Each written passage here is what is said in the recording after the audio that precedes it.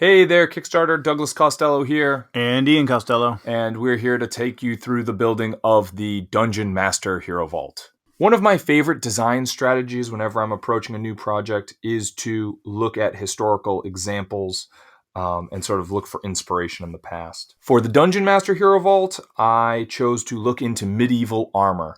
There were a great deal of gorgeous tournament armors and parade armors that were gilded and etched and just show a real level of craftsmanship and ornamentation that are hard to match. And as I was researching tournament armors, I came across this gilded helmet.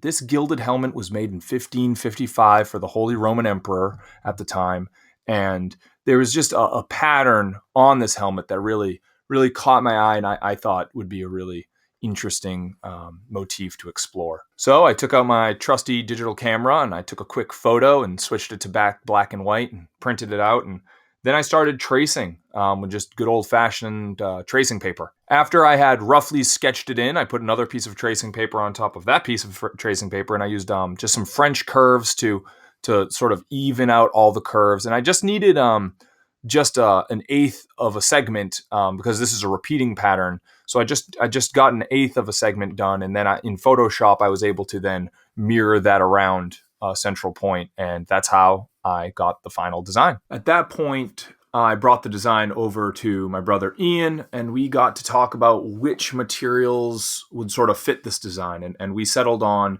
using English wych elm burl, holly, ebony, and a mother of pearl for the center. Yeah. So we went into the wood shop to collect our different veneers. If you're interested in how we made all the veneers, we have another video on the Masterwork Vault where we cover that in depth. All the veneers that we used for this, we did make ourselves in the shop. Because this is a repeating pattern, just like I was able to mirror one section of the pattern to create the entire motif, Ian was going to take just a quarter of the pattern, stack up the veneers, and as he cut out one, he'd actually be cutting out the entire pattern all at once.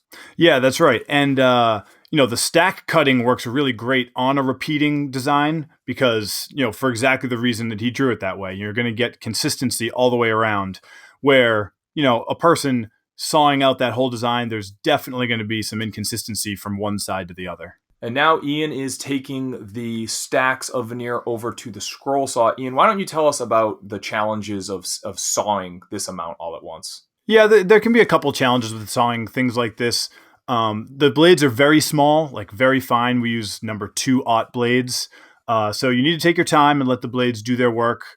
We use a couple different materials, and each material saws very differently. So you need to be aware of that as well. So once we glue down the printed out pattern on top of the stack of veneer, you'll notice if you look at the pattern, there's very fine lines. You need to take your time and saw exactly to the lines because we're making each of the component pieces, in a different material from a different stack, and you need them to fit very well together when you're finished. Yeah, and you can see from the number of pieces that come out using this method how important being organized is at the scroll saw or at the workbench, because there are a lot of pieces to keep straight. So once all the pieces are cut out of all the stacks and organized carefully, so you know what is what, we usually start with the outside. If we take the elm veneer, that actually frames the outside of our design, and then it becomes more easy to piece in everything else moving in towards the center.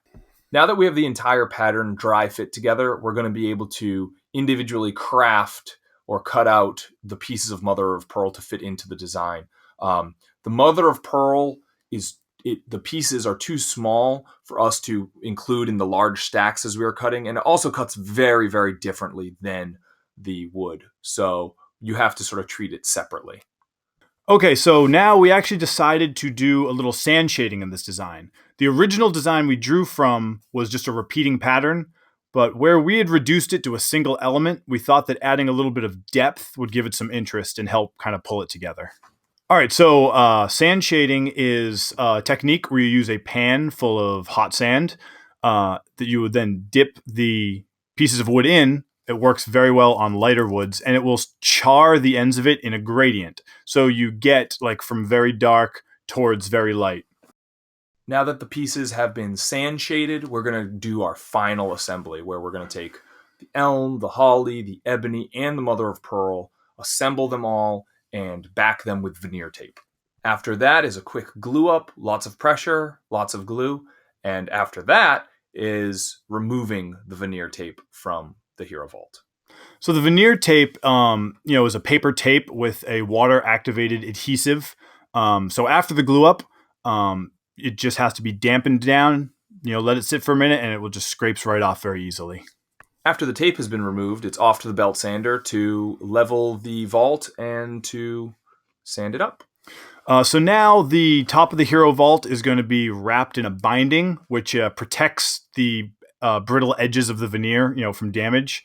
If you're interested in how the binding is installed, we kind of already went into it in an earlier video on the Masterwork Hero Vault, so you can definitely check that out. But this binding was ebony and silver, top and bottom, to create a nice line element around the outside edge. After the bindings have been installed, we're going to do finish sanding and finishing, which is sort of a whole video in and of itself. But suffice it to say, it went very well. And here we are with the final Dungeon Master Vault. I think it really came out quite well. I enjoy the historical nature of the design. I like that the fact that we're using English witch elm burl.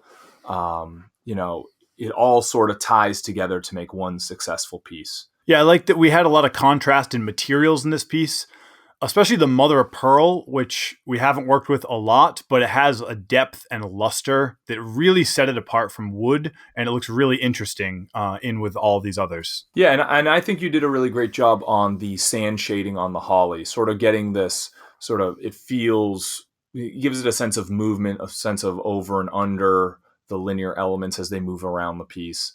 I think it's very successful. I think this is a very successful piece, and I look forward to seeing the lucky miniature that would go in a piece like this. All right, so that does it for the Dungeon Master Hero Vault. This is Douglas Costello signing out. And Ian Costello. Make sure you check us out on Facebook. Give Wormwood Gaming a like if you enjoy this. Share this project with your friends who really enjoy fine craftsmanship or just are really into gaming. Everyone should love it as long as they love one of those two things. And yeah, we'll talk to you later.